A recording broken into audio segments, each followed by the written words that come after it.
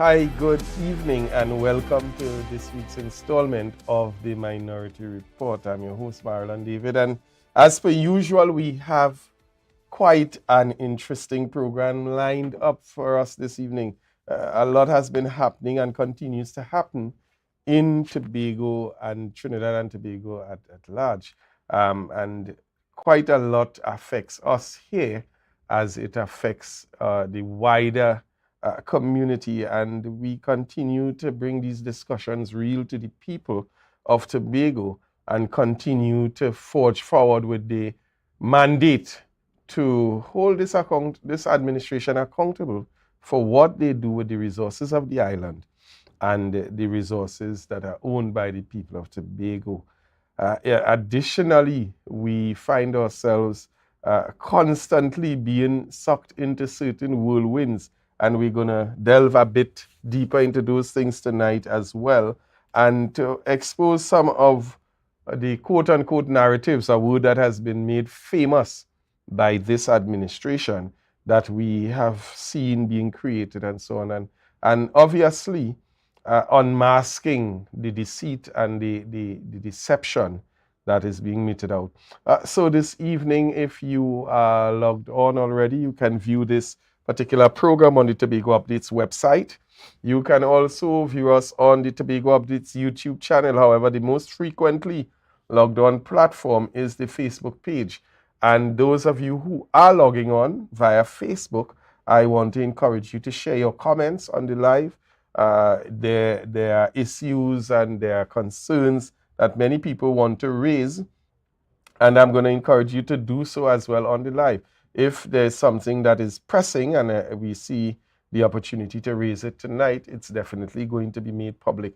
You can also view us on channel 102 of the Amplier Network. Significant strides being made by Tobago Updates in terms of solidifying their position in the media industry. And again, we say thanks to the management and staff of the Tobago Updates Media House in making this opportunity available to us. So you can view us on channel 102 on the Amplier Network. Our numbers to call are 284-6597 and 356-8833. Feel free as well to WhatsApp us on 284-6597 and share your concerns.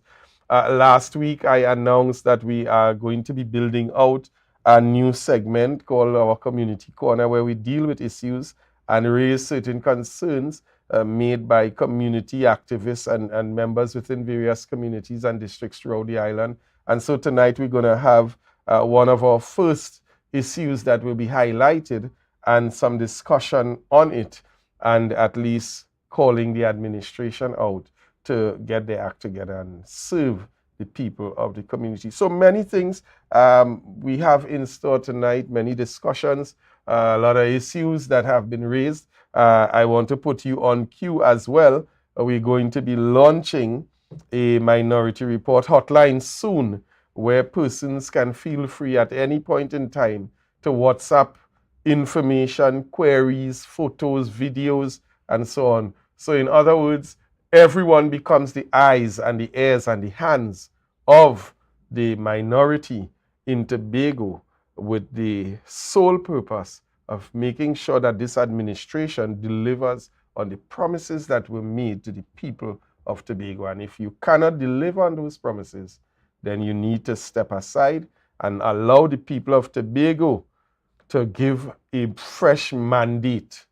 And I'm saying that on the heels of this administration still a bit confused as to who they really are in terms of identity. So we're going to take a short break, and when we get back, we're going to have some discussions. We're going to introduce our guests in studio, and we are going to build and build and build and build for some meaningful discussion. So stay logged on, stay locked on. I want you all to share the live, get your friends on board, send it to your family members, send it to those abroad, especially in the US. We have a number of persons who normally log on. And let's get everybody seated at the table so that we can present and serve a wonderful meal this evening. We'll be right back. Waiting for CXC results and wondering what's next? Or maybe you're looking to switch careers. Learn a skill to jumpstart your career at the NESC Technical Institute. Get qualified for jobs in the energy and industrial sectors, or even start your own business. Choose from automotive, electrical, instrumentation, drilling, welding, fabrication, AC refrigeration, IT networking, and more. NESC diplomas are gate approved. Classes begin in September. Visit nesc.edu.tt to apply.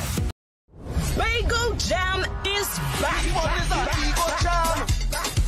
Get ready to revel in paradise. Thursday, 31st August, Shore Park Complex, Independence Celebrations meets the launch of Tobago Carnival in Bagel Jam. With a star-studded cast: Super Blue, Iowa, Johnny King, Pretty, Wayne Winchester, Stephanie Joseph, Tam Tam, Gerard Balfour, and featuring the Viking and Vi-Queen of Soca, Bunji Garlin and Fayan Lyons. I never come here for no stand up. Gates open 5:30 p.m. For more information, visit the Welcome to Bagel Facebook and Instagram page. Come revel in paradise at Bagel Jam. But this place so boring enough. We don't even do nothing. Let me go somewhere now. I really want some new things, yes? Then look no further. Portmore is the place for you. Oh, really? Yes. You can have anything that your heart desires. Take a look for yourselves. A world of endless opportunities. Feeling hungry? Go get something to eat. Books and stationeries, games, and much more. Portmore, the island's beat.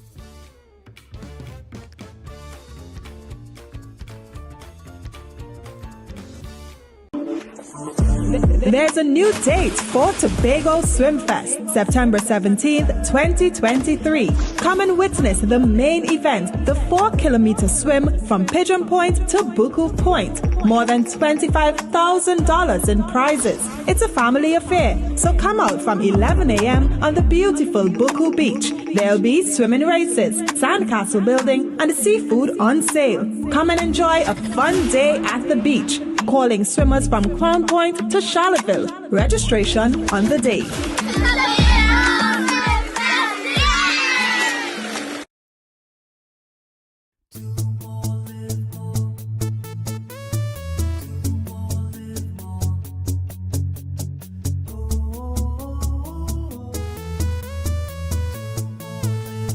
This is how it's gonna go.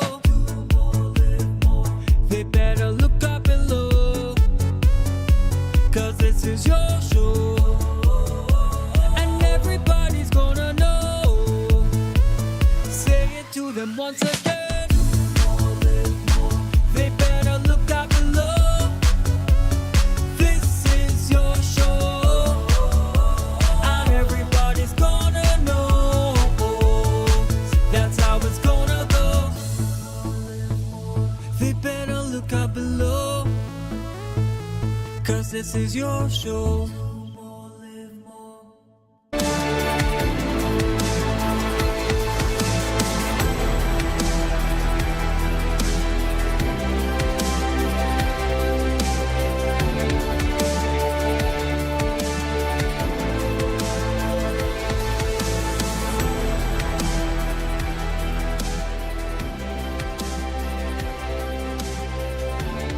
And folks, we are back, and exciting things happening in Tobago, and it's good to be a part of a team of exciting people as well. So without further ado, let me introduce my guests in studio. I have first up, and I will obviously start with the ladies first. I have with us today, looking very refreshed and revived. I don't know if she has been having a very restful period this last month or so. The legislature is on a break, but she is back with us. A wonderful experience, just seeing her walking into the studio glowing this evening. Welcome, Minority Councillor Petal Daniel Benoit. Long time. It's been a while. I'm happy to be here. Long time. Good afternoon, everyone. Good afternoon to my colleagues here on set. I would allow you to introduce them and welcome to the Minority Report, another episode. Thank you for your continued support. Thank you for continuing to tune in. It's really good to be here this evening. It's good to have you back. All right, next to me, to my immediate right, a gentleman that is definitely no stranger to us at the Minority Report, and I know definitely no stranger to all of Tobago by now. Very, very powerful story, and I think has been an example to many, many young people in Tobago, and it's a great honor to have him back with us tonight. Mr. Maxson Roberts, how are you, sir? I am fine. Good evening, Tobago. It's always a pleasure to be here. Good evening to my colleagues on set. Looking forward to having the discussions this evening. It's always a pleasure to be a part of this program. Yes, I would even go as far as to drop a little hint and refer to him as the Green Giant. You know, and we'll get a little deeper into that discussion later in the program. And obviously, certainly, last but not least, definitely not least, a gentleman who continues to, you know, they always say that, you know, the Bible says iron sharpens iron, which means that when you put people under pressure, you know, sometimes they perform the best. A gentleman who continues to make it his business to apply the pressure so that I don't know if he's trying to bring out even better in me, but now has officially been dubbed my co-host on the program, Senator Lawrence Hislop. Welcome again, sir. Good evening, Maryland. Thank you again. Good evening, Tobago, Trinidad and Tobago, Minority Councillor and Brother Maxson. It's good to be on set as always. I'm co-host, but my time for this season is counting down. Let me go down that road here tonight. Let us not go down that road here tonight. Please. I know we always have this back and forth, but as the song goes, God will make a way. He always does. Yes. He always does. And I want to especially say a good night to the minority leader who continues to do what he has been called to do. Today has been another very, very hectic day in his schedule. A very successful bag distribution, school bag distribution to the stationaries and different stuff. And again, we see the minority leader continuing to be the epitome of what the PNM stands for, where we perform in office or out of office. Correct. It's never about the seat of authority or the seat of power, but it continues to be about always serving people. Yeah. And I really want to say good night to the minority leader tonight. I know everybody else may also want to give their shout out, but I want to say good night to him and continue doing the good work. He was out very early this morning and up and down and so on, and quite a lot been taking place. I don't know how sometimes he makes it, because as we're going to see in a while to come, he was very active on Sunday in a particular event. I don't want to let it out the bag just yet, but when we start to highlight and show the photos and the videos and discuss it, people will actually see what event that was. But I was surprised that he actually was walking on Monday. And here he was on Tuesday again, out and about. And so from way back when. From way back when. Very active. So he has in fact proved that. So good night, Minority Leader, Assemblyman Kelvin Morris.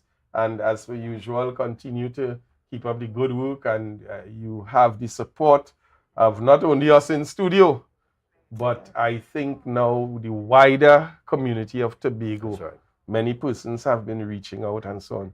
So, as the old adage goes, you got this, we got this, let's do this. So, folks, I want to open with a bit of discussion. First of all, we're on the heels of independence. Quite a lot normally takes place in Trinidad and Tobago around that time. And I don't know what your take on it is in terms of what we've been seeing thus far in Tobago, or not seeing, as it were, but share a bit of your independence experience and what it means to you as a citizen of Trinidad and Tobago, and probably how you've experienced independence in Tobago in past years. Well, let me jump off. Independence has always been a highlight for me.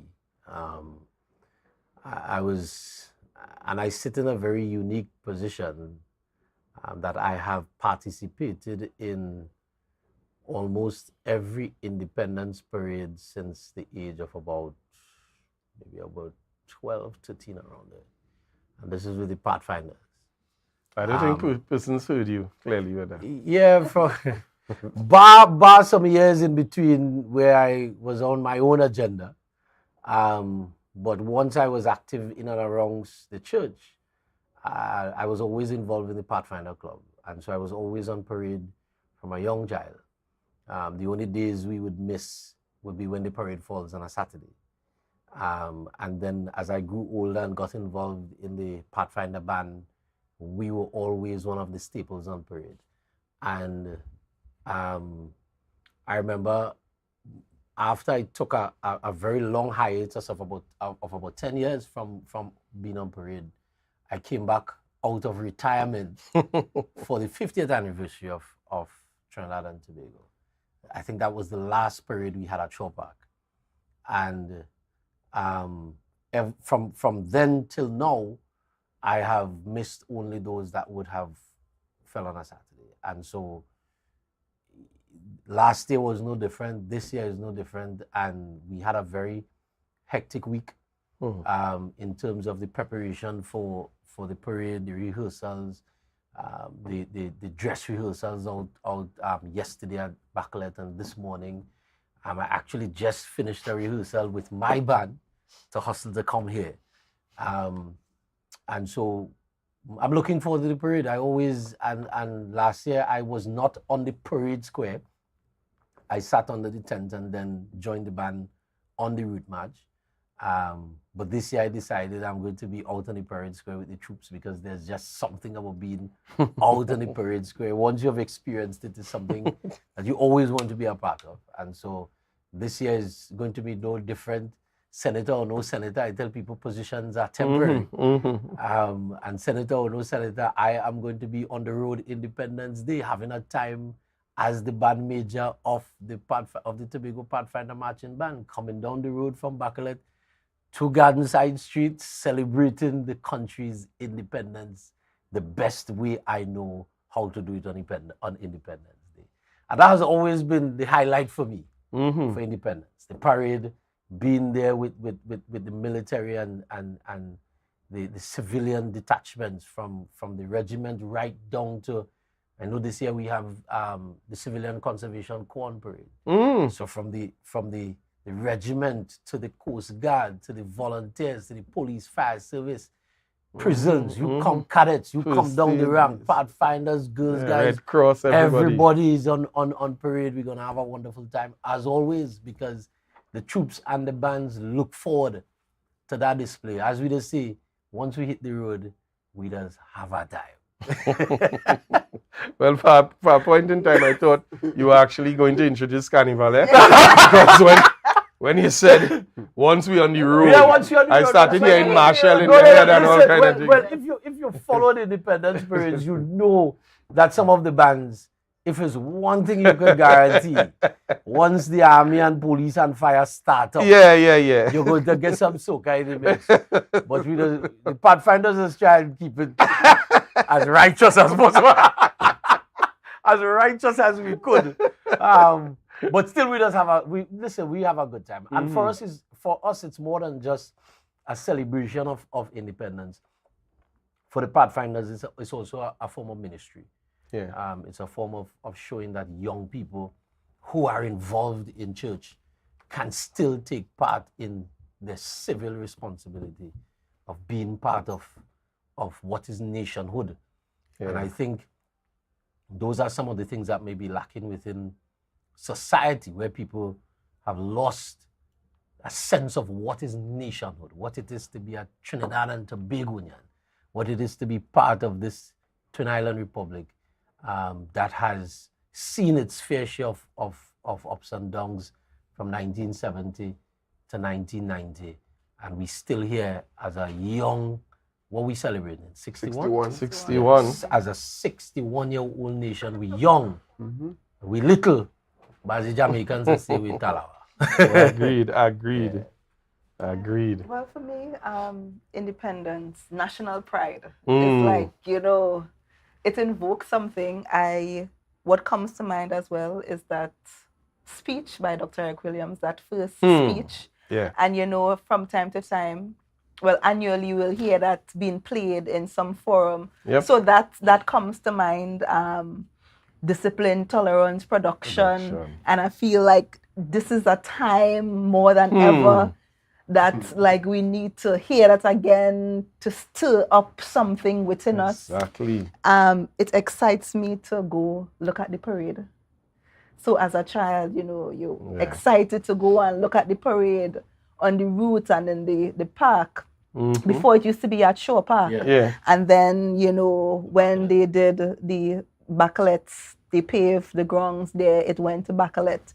So that was an exciting time. And even now, as you have children, you know, it's exciting to take them out to see, especially the water truck on the road and stuff like that. You know. Feet, yeah. So it's an exciting time. And for me, well, I won't say deja vu, but it gives me a kind of nostalgic feeling because, and particularly when I see fire, because my father was a fireman, deceased, and you would hear, you know, my mother giving stories about him being on parade, and it's like when you see them, you try to picture him being on the parade. So, you know, it's just about national pride for me, and, you know, bringing back those memories, you know, configuring some memories in your mind and being proud of who and what we are as an island and as a country.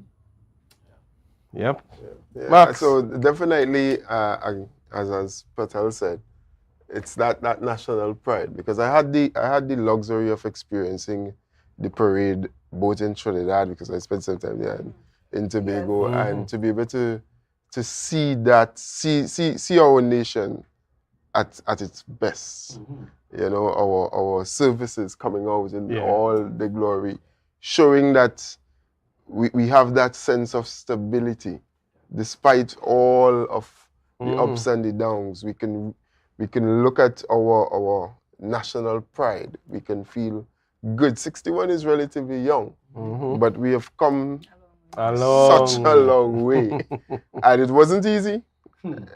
And that is what makes the celebration even more worthwhile, knowing that it was a struggle to get here, and we're here and we're doing relatively well, relatively well as a young nation compared to others, because quite a few of the islands in the Caribbean celebrate independence around the same time, right? And we would have done so much, both as a twin island republic. So that experience, the experiencing the parade, experiencing that day, that sense of national pride that bursts out, and we should feel free to feel that sense of pride, not only on independence. Yeah. Right? You should feel that way every day, because this is our home. This is our land. We worked, we toiled to get to this point. And 61 is young, as I say, but we're here. And we're strong, relatively strong. So it's really that feeling of that nationalism and that pride, and just to enjoy that period and look forward to it, you know. You look forward to it every year. Annually, you look forward to it. As I said, let's keep that national pride every day. Let's just wait for independence to feel that way. Agreed. You know, last year, around this time, because the Independence Day would have been Wednesday last year. So we had the Independence program the Tuesday night, and I had former Assemblyman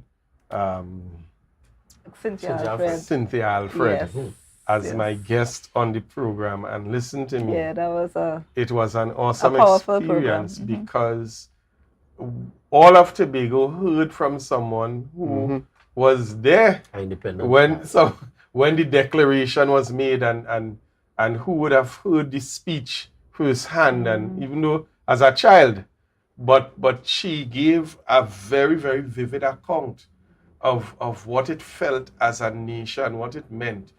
The first time the flag was hoisted, and that sense of pride. I mean, it was literally like being born again, that type of experience, because you woke up one morning and you were under Crown rule, and then an event took place, and you're on your own. You're on your own. And she said that, you know, it was such a feeling of relief, of the fear, because now it was like, okay, what are we going to now do? How are we going to go forward? But one thing that was synonymous was the unity. Everybody was proud. Everybody felt like, yeah, we've accomplished something. And, you know, I asked that question because I feel and I sense that there's so much happening that is now literally in an adverse type posturing where we're seeing, especially in Tobago, persons are trying to position Tobago with a posture that does not lend itself to that national pride, to that feeling of as a nation. And Maxson, you said something very, very important when you made this statement that together you've experienced parade in Trinidad and Independence, and you experience it in Tobago, and the fact that together as a nation we've been able to do so much. I mean, that is it speaks volumes. And we, for 61 years, we've done this together. We have conquered the world together. We have produced beauty queens in Miss Universe, Miss World more than once. We have won in gold at Olympics. We have produced the greatest batsman and I would say batsmen. We've created the only instrument in the world. We've created the only instrument in the 21st century. We have produced world-class sportsmen, footballers, athletes together. And we continue to see, I mean, in this year alone, we saw so many young people in sports in Tobago being honored at the highest level in the national awards and so on. And we continue to do these things together. Could there be greater equity? Yes, they can. Of course. But we've always done it together. And it doesn't happen overnight. No, it doesn't. It takes time. It takes moving from one stage to the next. And of course, even as we fight for greater autonomy, it is a process. Yeah. So you may not get all what you want in one shot, but over time, you will gradually get to where you want to be. Yep. It is literally like growth. You see, I want to use a biblical analogy. We should not attempt to be like the son who said, "Give me all that is mine. Let me go." And then when he had gone into a far country and squandered all, he had to come back. He then came back home. Wow. that one literally sank in. Yeah. And I mean, I'm glad that's why we came in this direction, because Tobago, we need to understand clearly that in our 61 years of independence, we've always done it together. We've always had voices who felt that more should be done. We've always had voices who felt that, well, I mean, we need to see more happening. And that may very well be the case. Fair enough, yeah. No, none of us including the minority leader, the party, none of us are averse to progress, improvement, development. None of us are. However, Rome was not built in a day. Everything takes time. And again, I was engaged by someone this week, as usual now, who seemed to always call me out on Facebook for some foolish reason. And I said to the individual that of everything that has been accomplished by this Twin Island Republic over 61 years, all I've heard you and the likes of you do is complain about what you think we don't have or we've not yet achieved. Yet still, you live in another country, paying taxes to another government, being oppressed and suppressed of your freedom of choice because you cannot vote. But yet still you sit out there complaining about what is happening in Tobago and what Tobago has not yet had and not being given, and so on. And I asked this simple question: what have you contributed to the development of Tobago thus far? And then the conversation broke down. And I want to ask that question tonight. We are hearing so many voices speaking all kinds of things. And as we started last week talking about this war, and the war and the war against. And I want to ask the question: the people who are pushing this quote-unquote narrative, what have they contributed to Tobago thus far? Even before getting into politics. Some of these people were literally unseen. And here they are calling out the PNM and chastising the PNM, who has given Tobago 21 years of solid governance and development. Were there mistakes made? Yeah. Were there things that could have been done better? Sure, no problem. As with every other country in the world, every government, every leadership. But 21 years of solid development that can be seen, that most of them benefited from. And they are calling out the PNM on having done nothing for Tobago. Okay, fine. Tell me what you have done.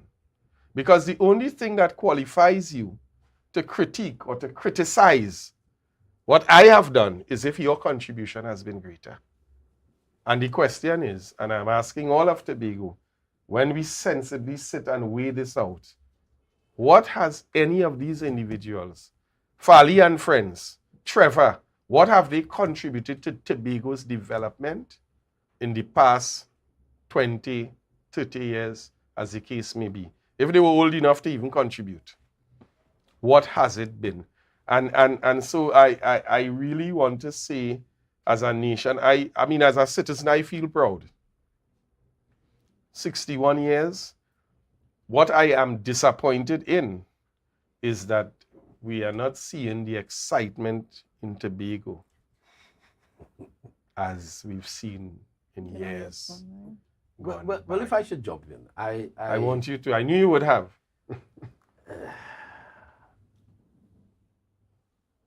A famous politician once said, when there is time for court-martial will happen. And I use that statement because I want to allow Thursday to come and for us to have a grand celebration. But there are some things that have transpired in the lead up to this year's independence that is not sitting well. And I don't know, but it's if I think it's the first time I've felt that we are not having an independence celebration. If I was not intimately involved with this celebration, I would not have felt that we are having independence celebration. I know in the past the parade route will be decorated. Fully decorated. The buildings a week in advance. In some cases. the guardrail of the entire highway would be draped in our national colors, and you will start to feel that something is happening. Mm-hmm. Government buildings will be decorated. Government buildings will be decorated. Mm-hmm. But for some reason, I feel. And as I said, I want Thursday to come so that we can have a grand celebration, because here's what sometimes as ordinary civilians we don't see. We don't see and hear the pride of our servicemen and women when they look forward. You see this day? When you hear the conversations amongst soldiers and coast guards and the senior and at the senior level as well, and what goes into the preparation and the details of the dress rehearsals to make sure that we have a seamless and what has always been beautiful over the years is that a Tobagonian from the Trinidad and Tobago regiment, usually from the regiment band, usually comes to be the bandmaster for the mass band. And the young man who is there, Corporal McKenna, is a product of, and if I'm not mistaken, is a product of Boys Brigade first, then the Cadet Force band in Tobago, and now he's a corporal in the regiment band. And he has now come back to Tobago with two of his other colleagues to prepare the mass band. And the level of listen, when you see what goes into this, we're not feeling it on a wider scale. Yeah. And it's for me it's disappointing. Yeah, you're right, Senator. You're not, like the young people say, we're not feeling the vibe, we're not getting the vibe about the independence. And you are right, but I want to go back to something that you said, moderator, and you were talking about comments and statements made and contributions. And of course, you would have heard the mantra about 21 years and nothing, and you were asking the question, what has this current crop of secretaries and assistant secretaries of administration, what have they contributed? And today I took the opportunity to listen to the town hall meeting on the inter-island ferry and the air bridge.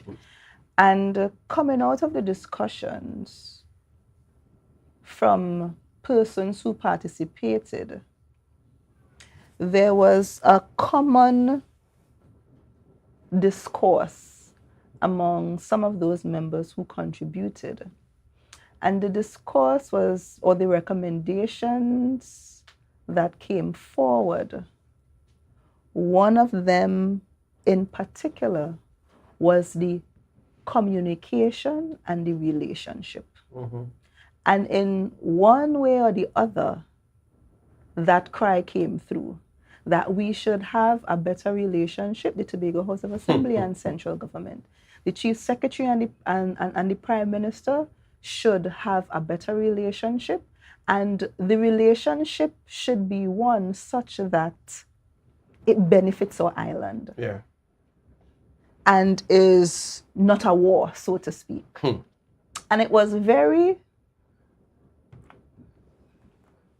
instructive to hear that coming through. Another thing that came through, and I think inadvertently, the Chief Secretary would have admitted that the last 21 years of the Tobago House of Assembly would have done something. Because there was discussion surrounding decentralization and the benefits of decentralization. And the Chief Secretary pointed to the fact that, the attempt by the central government to give additional powers to local government in Trinidad. And he was making the point, and he said that if it was not for decentralization, and if the Tobago House of Assembly did not exist, Tobago will not have the most community centers per square mile. He went on to say if the THA did not exist, Tobago will not have the most health centers per square mile or per capita. Who said that? He also said that if the Tobago House of Assembly did not exist, we would not have had the best student to teacher ratio or the best physical quality plants for schools. Who said that? Mr. London? Yeah, no, this was the current chief secretary. No. And I had to this present chief secretary. This current chief secretary. So immediately I stopped and I, rewind, so to speak, to make sure, and I actually wrote it down to make sure that I did not misquote or to make sure that I was not hearing him correctly. Because most of the things here that the chief secretary commented that if it were not for the THA, would have been development under a PNM administration 21 years ago. Because I remember as a student, there were, 3 or 2 secondary schools on the island? And due to the People's National Movement administration over that 21-year period, Goodwood High School was built. Mason Hall High was built. Speyside was built. Community centers. How many community centers was built under a PNM administration? How many health centers? So clearly, again, it is about trying to shape a narrative where persons are told that the PNM administration did nothing. But the mere fact that the current chief secretary could sit at a forum and indicate that if it were not for the THA, and it was basically a boast about decentralization and the benefits that the THA offers, and inadvertently he admitted that PNM did something for 21 years. It was just quite interesting. But just to jump back on the independence thing, I smile at some of the comments being made about our independence statements. And I want to remind folks that what I said, what meant a lot for me for independence, had nothing to do with me at this age, because of the fact that I was so involved in independence parades over various, let me tell you how far back I was on parade. Let me tell you who was chairman of the Tobago House of Assembly, I think, when I was on my first parade. I remember it would have been, and it could have been before that, but this is the man I remember coming to take the salute, would have been Mr. Lennox Dinoon. It would have been Mr. Lennox Dinoon. And that was, and it's further than that, because that was one of the first parades that I played on as a trumpeter. Mr. Dinoon was chairman of the Tobago House of Assembly. That's how far back my love and passion for independence goes. So it's not about who is in the governance of Tobago affects how I feel about independence. It's just that this has been part of my DNA from since as far back as I could remember. And being part of this thing that meant something, not only for Trinidad, but meant something for the country of Trinidad and Tobago. And when I say we're not feeling it, we're not feeling it. Let me not talk for anybody else. I'm talking for me. And if I was not involved in the parade, as I've always been, no matter who, because I marched down the road last year and gave a salute to the chief secretary, his first parade, because on the route march, you required as you come down, as you cross Darren Spring Walkover, there's a podium set up there for the chief secretary. Yeah. And I gave a salute to the chief secretary, because that's in me. You are honoring the office. Yeah. Doesn't matter who's in the office. Yeah.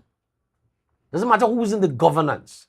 You are celebrating the country's independence. And I said, if I was not involved in it, I wasn't feeling it because, see, it's just not. but Senator, the thing is, in the past, when I think under the NER administration, Mr. Hochoy tried that's when I remember going to those parades. That was in Shaw Park. And I think people look forward to it. Yeah. People look forward to the flat of the fly passes. Fly pass, fire service. And persons will come out. So it was another administration. It wasn't the PNM. But you just felt something. Excited. You felt an excitement. You felt proud. You felt national pride. Yep. Yeah. It is what it is this year. And I mean, as much as persons try to take that away, the reality is that this is where we are at now in Tobago. And it's no secret. Everyone who is on the live, the few who always try to come out to listen to the program, but still be negative. Because I felt it last year. The was excitement was excited there. last year. I was there. But that is the reality now, and nothing that anyone says can take away from that. And what we do here is not to just highlight negatives. What we do here is present to the people of Tobago that this is what has been happening. The role of the minority is to continue to hold the administration accountable and to also provide public education. There are many persons who don't know what is taking place, but when you go throughout Tobago, you hear the general sense of, hey, boy, it is happening, things hard, and the place heavy, and boy, it is going on. And something that really, really hit me, honestly, is the fact that we had two very, very catastrophic deaths. I have to say it like that over the last couple of days, this weekend. Two young people. And what we still just continue to hear above that, and I mean condolences going out to both families. Really, really tragic ends that were met. But what we have heard even over that is just continuation of an argument and a narrative of war and separation and division. So we have become so insensitive, even now as a society, as in terms of our leadership in Tobago, that the fact that our young people are under siege. We're seeing too many young lives being lost to strange circumstances. But before you say, to me, it's just quite instructive that Senator Lawrence, you had to come to clarify what you said, because when the program started, the moderator asked our personal view and our experiences. So if that is your personal view, somebody is allowed to have a different experience. If you don't share my experience, it's okay if you have a different experience than I, because we are totally different persons with different experiences. And it is okay. So if Senator Lawrence's or mine or Maxson or anybody else's view and perspective and experiences are different from yours, that is quite okay. There's nothing wrong with that. Isn't it independence celebration? Correct! And I don't know, as a society, how we have become so hateful, so intolerant, so impatient. And especially if I am not in support of you.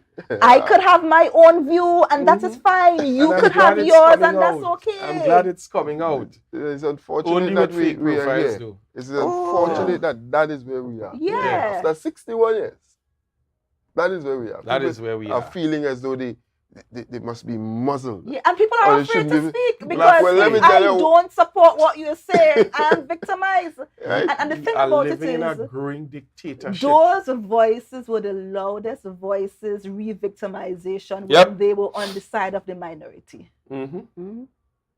Every day. It is quite sad that is what we have come to as a society. Yeah. It is now wrong to voice your opinion. And as I say, I'm glad that we have the 3 or 4 persons who always come to view the program on the live. They're in love with this program. and always try to push that narrative. Shut up and Singapore and all kind of nonsense. We could so you can't. Let's you have no opinion again. But I just want to jump on something, piggyback on something that you spoke to, which is the violence. And I want to echo the sentiments of the minority leader because it's something that I've been quietly saying, and maybe it's a conversation that we really need to treat with, which is I am in support of completely banning music that promote violence and that promote a level of sexual promiscuity that is just these sexually explicit lyrics.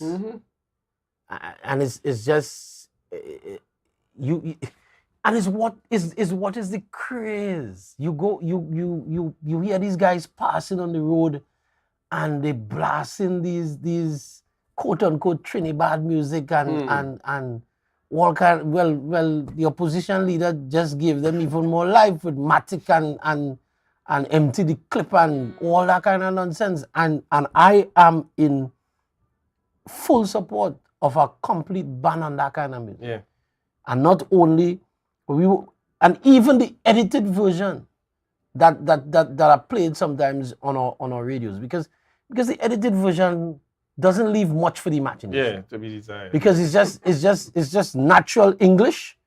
When you hear this, miss, you know what they. Yeah. So it's not radio friendly. It's not public friendly.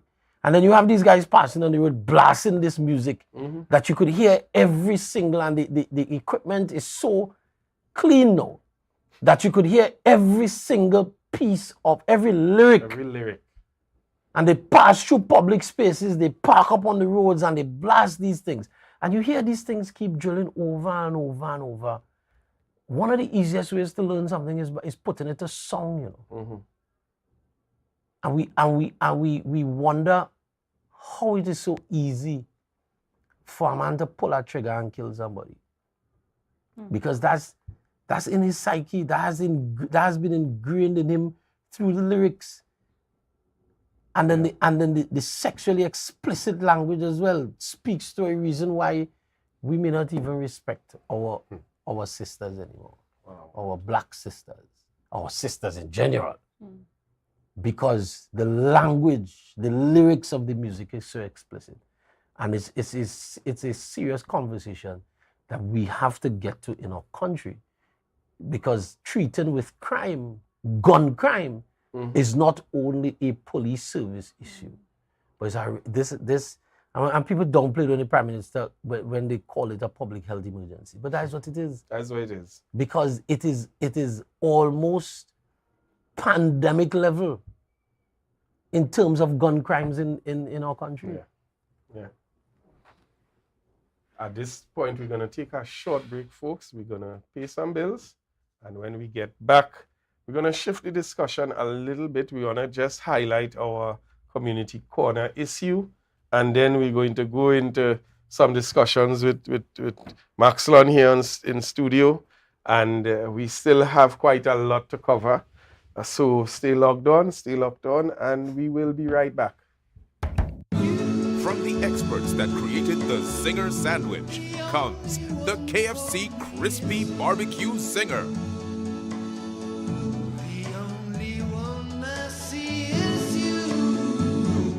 Cheddar cheese, crispy onions, the most delicious Kentucky Fried Chicken, and barbecue sauce. Get ready for a whole new level of flavor. October will never be better with Tobago Carnival Fever.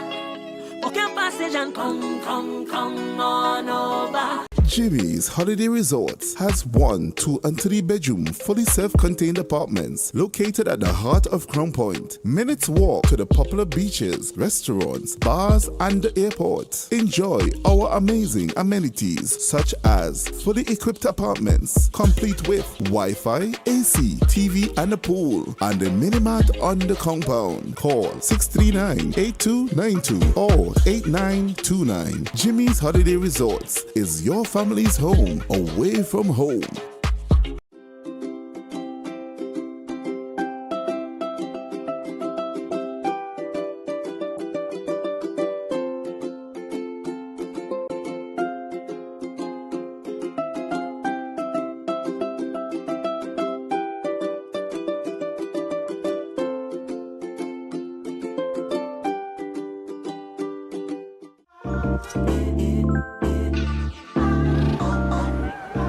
Wait, I don't even have suit and thing for this wedding. Why getting them things? Alright, thanks. The Port Mall, where the varieties are large from your favorite stores, from restaurants to salons and from clothing stores to jewelry stores, located at Sanctus Hill, Scarborough, Tobago. Telephone number is 868-334-6589.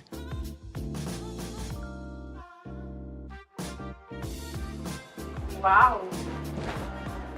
I didn't expect to see you here. Look good. Thanks. It's all because of you and Port Mall. But here now, I'm going to have with you. Want to join me? Yeah, that's okay. All right. Beat the rush and come on down to the Port Mall.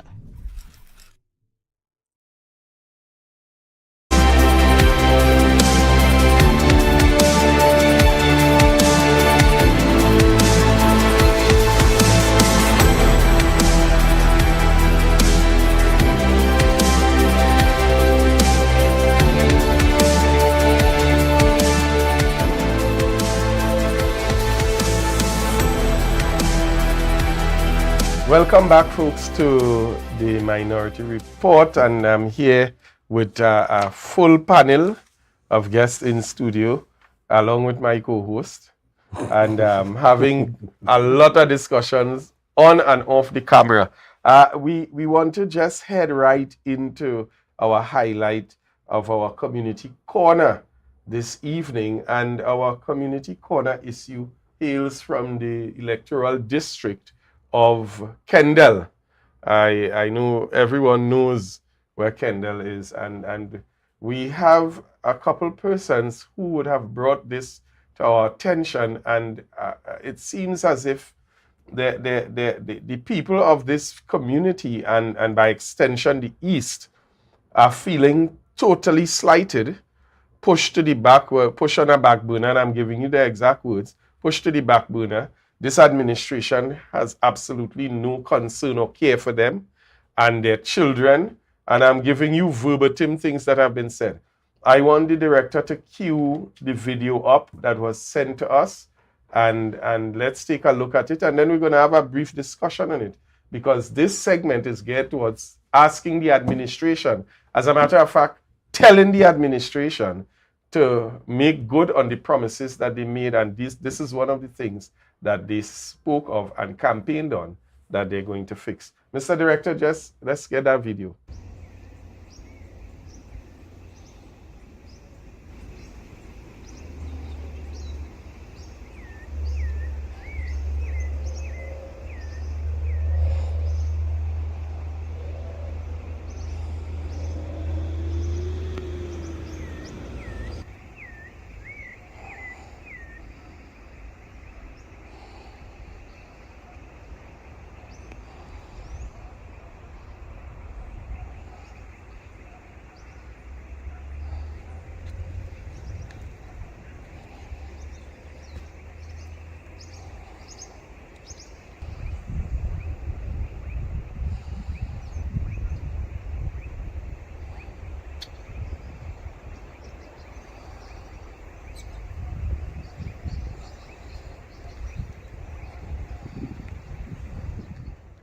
So folks, this is a bit of footage that came in from a concerned member of the community. As you can see, this is the swimming pool at Kendall, which prior used to service the entire East. It used to be all teeming. Schools and so on, All the schools would utilize that particular swimming pool. Seniors, early morning, a lot of activity used to be taking place.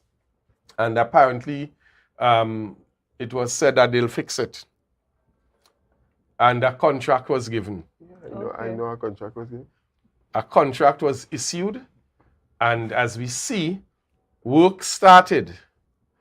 But this has now become an abandoned project.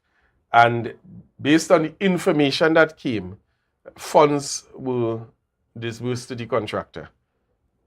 Now, I want to also ask the director to pull up a letter that was sent to the powers that be by, again, a very concerned citizen. And we see the subject concerns regarding the prolonged closure of the YMCA Kendall aquatic facility. And for our viewers, we see, I don't want to go through line by line, but we see some of the areas listed, the following, and I'm reading from the fourth paragraph. Furthermore, the longer the YMCA Kendall aquatic facility remains closed, the more detrimental the consequences may become. The following potential damages could unfold. Health and fitness decline. We are with limited access to water-based activities. Community members are at risk of experiencing a decline in their physical health and fitness levels. Social isolation. And this is a member of the community who wrote this letter. Loss of revenue and community engagement. The closure has also had a financial impact on the YMCA and the community at large. The facility's closure has led to decreased membership renewals and reduced opportunities for community engagement. We see educational disruption.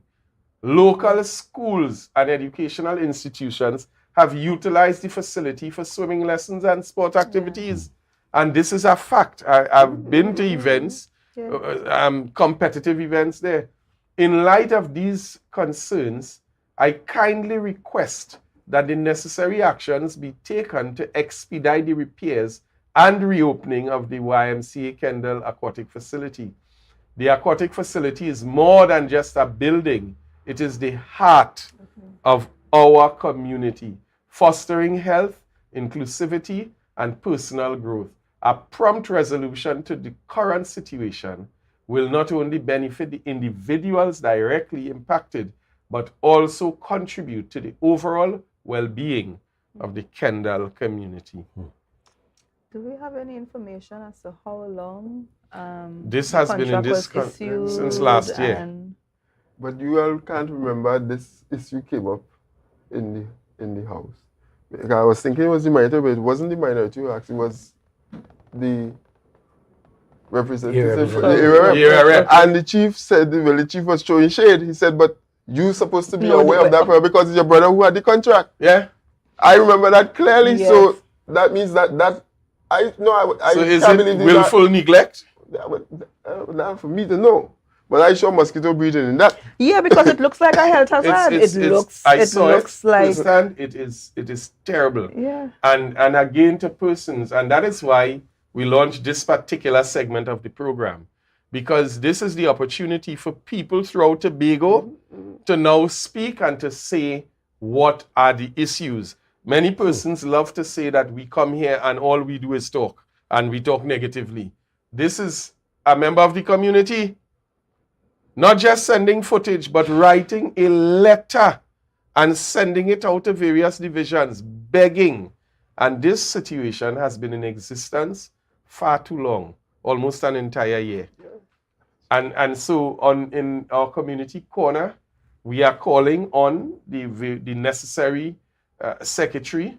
I think this should fall under sport and community development, or sport and youth, and so on. We're calling on Terence Baines. We're calling on WASP, Wayne Clark. Assemblyman.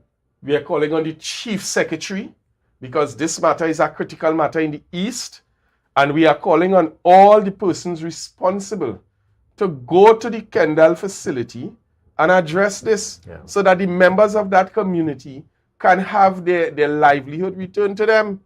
And again, as Maxson rightfully pointed out, this came up in the house, and shade was thrown, and we see the chief secretary joking and mocking and throwing it across to the representative. That is, your brother got the contract. But who issued him the contract? This would have come through either the division or the executive council to approve it. But listen, that's the bottom line. Exactly, and all that the community is asking for, and we join with the community with it, to have the matter dealt with, to repair the swimming pool, so that the pool could be given back. Well, not given back to the community, but the community would have full use of it. Of the pool. We have school opening in under a week. And so the children of the primary schools and the secondary schools in the East will be deprived or disadvantaged. Yes. Because they don't have the facility up and running, a facility that was built and commissioned by previous administration. And for whatever reason, you may have had issues to be rectified, which happens with facilities. We saw a situation that transpired at the one in Corland, and that was repaired. And that pool is back in service, and so we're just asking that the don't treat the people in the East. Yeah, that the administration does what it has to do, rectify the problem, get the contractor back on the job if he hasn't. Don't completed victimize the the people in the district. And if because not, you have a problem with the representative. That's right. If not, then get a contractor to rectify the problem, so that the residents of Kendall and East by extension, Tobago East by extension, can be facilitated with the facility. And you don't need a war with Trinidad to get that done. Well, I wasn't even.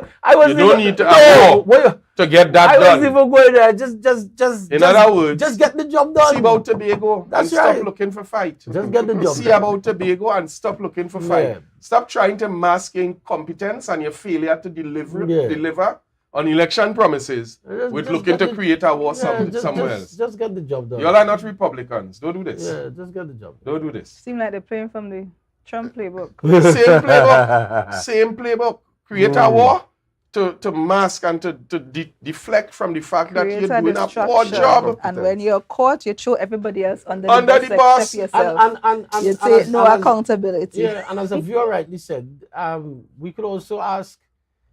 Tomorrow is a working day.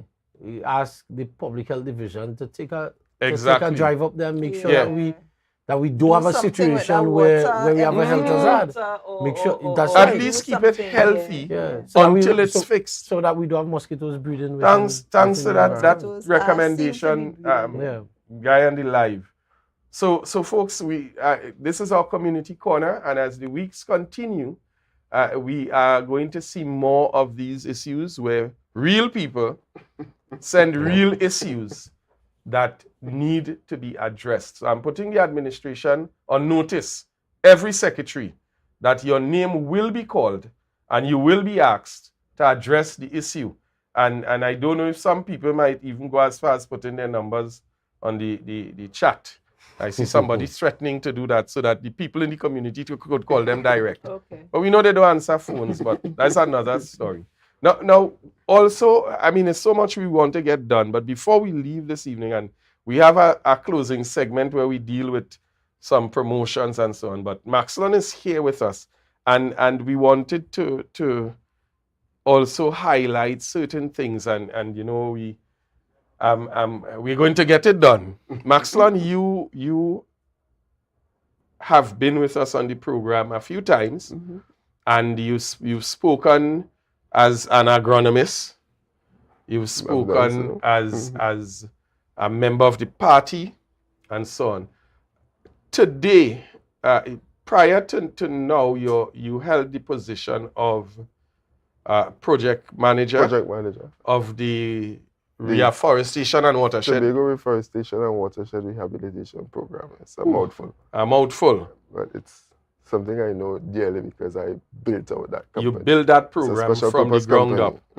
One of the initiatives we saw coming out of that program was the breadfruit planting and the initiative and so on, where breadfruit trees were planted throughout the island at various schools. In all electoral districts. All electoral districts. Assemblymen were part of that process. Yes. Yes. So every assemblyman was part of the breadfruit planting initiative, which again was aimed towards long-term food security. Food so sovereignty was the key thing at that point. Longevity, futuristic thinking. Lovely. And we know you did quite a bit of work in that particular program. Today, you are out of a job. Today I'm unemployed.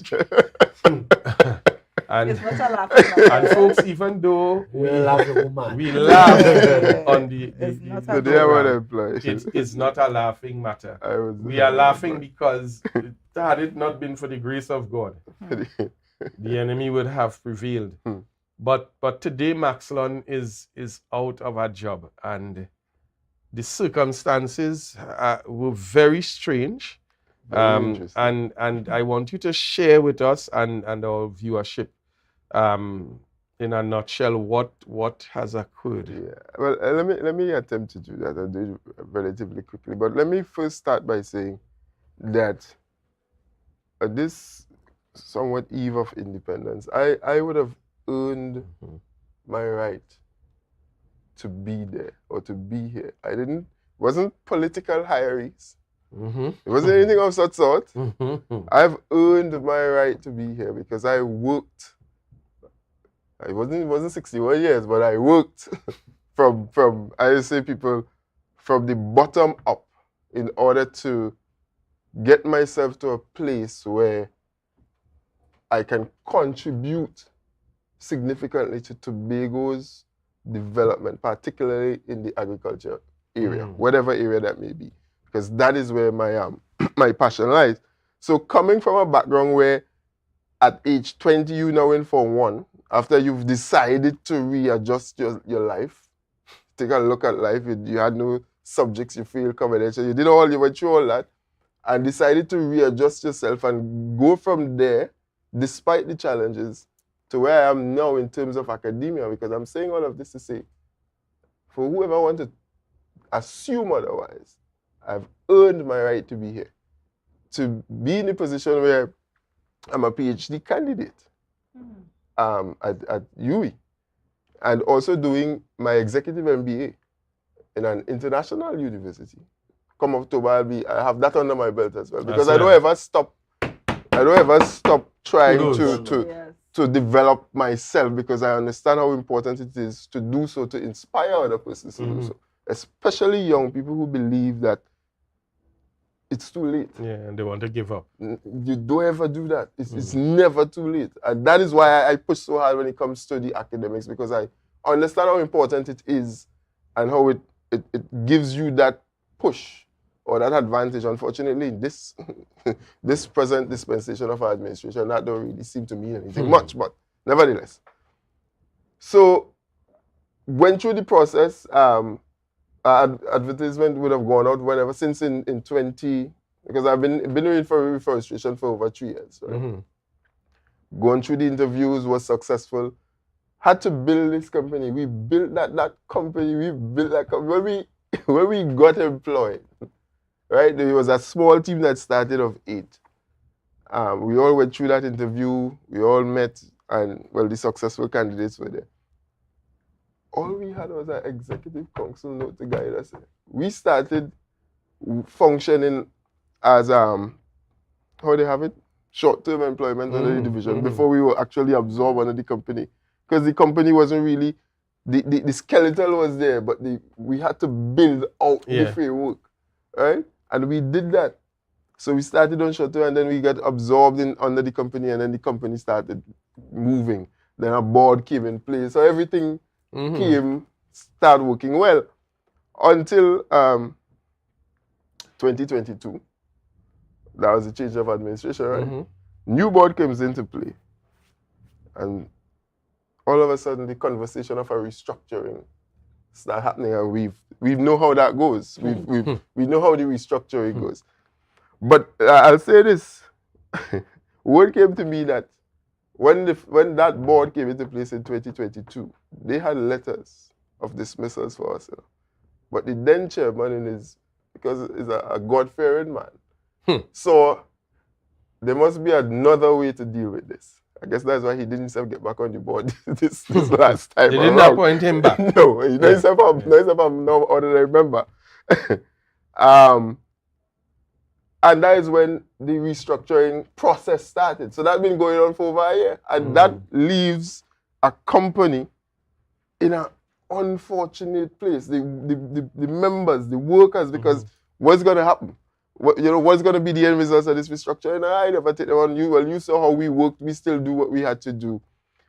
And that process continued and continued. It continued for over a year. I said the board changed. The process still continued. But under this new dispensation, it finally got it. They reached the point where it's time to enact the new structure Why they need to build over a new structure? They're expanding. Okay, so we can't pay the 8 that day right now, but we're expanding to include more. But nevertheless, see, I know this company inside out. I built it. I know when the company had no vote, it had no line item, it had nothing. We built that. We built that. Right? So they're restructuring. Interestingly, the new org structure does not have a project manager on it.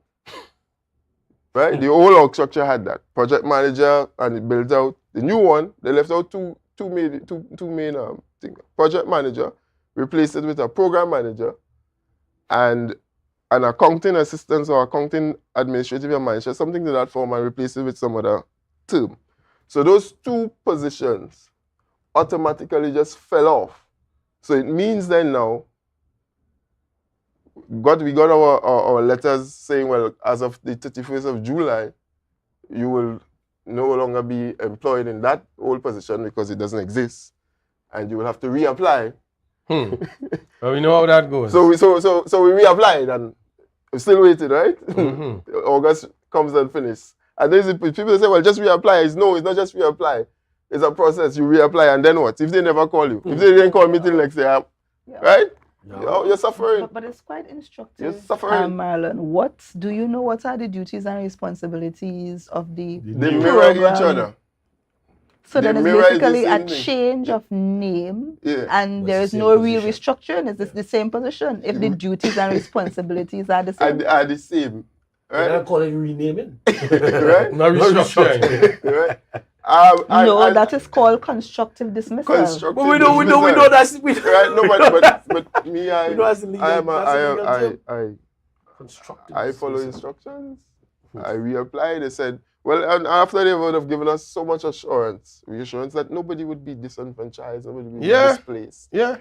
Do you remember CPAP? You remember the CPAP workers? and that is the point I wanted you to get to, nobody Maxson, would be in saying disenfranchised. that. But today I don't have a job, right? I don't have a job. So I have displaced. What was the promise given to the CPAP workers?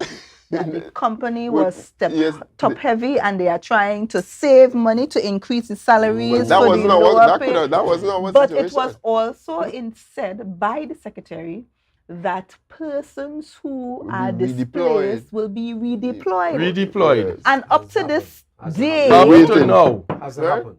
And we would have asked a question in the house about it. So when they say we big and we answer, I big and I answer. So me and waiting on. And on the heels of that, I want to say to our viewers, we are going to be highlighting a different person every week going forward, who, just like Maxson, is qualified, would have worked and toiled, and all of a sudden, because of what we know to be your political affiliation, you will now send home and on the breadline. But thank God that Maxson is who he is, and now I'll make the plug. When you go to your supermarket, that's right. Yes. Just look for the green giant. Just look for the hands. Yes, look for the eyes. Those are the hands. The hands. Those are his products that are in groceries and supermarkets now, and they're on the shelves, the chillers and so on. Get to the supermarket, look for the green giant. Fresh you are going to be a part of what is going to be something very, very big in a short space of time. Maxson, I know I'm going to ask you to be back with us next week because there are some other things we want to continue. I want to also just switch very quickly. We're running out of time very, very quickly. We just have about 2 or 3 minutes. I'll ask the director to pull up Senator Hislop's video. Quickly. This is an initiative happening this weekend. Come, Mr. Director. We get extra time, man. Yeah, apparently.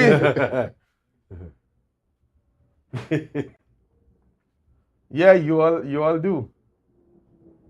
Lord. Well, pull up the flyer for me.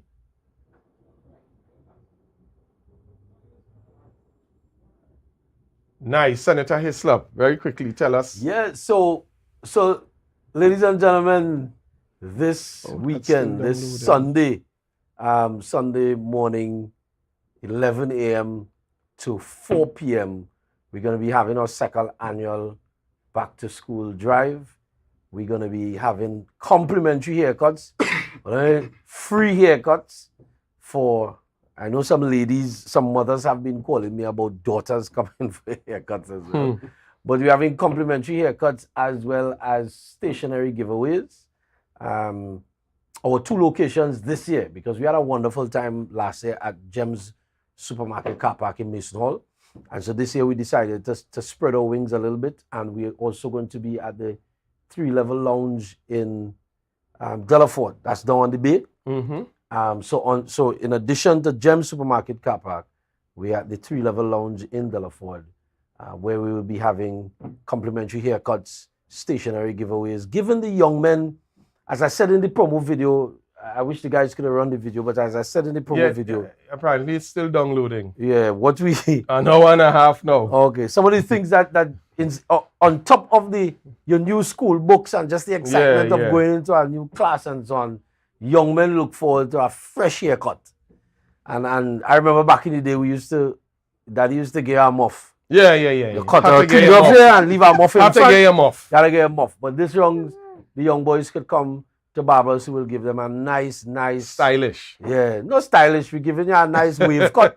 1 level, mark you up nice and things. So when you step out in school Monday morning, you're fresh. Yeah, so parents, bring out the young men. Grandmothers, aunts, uncles, bring out the young men.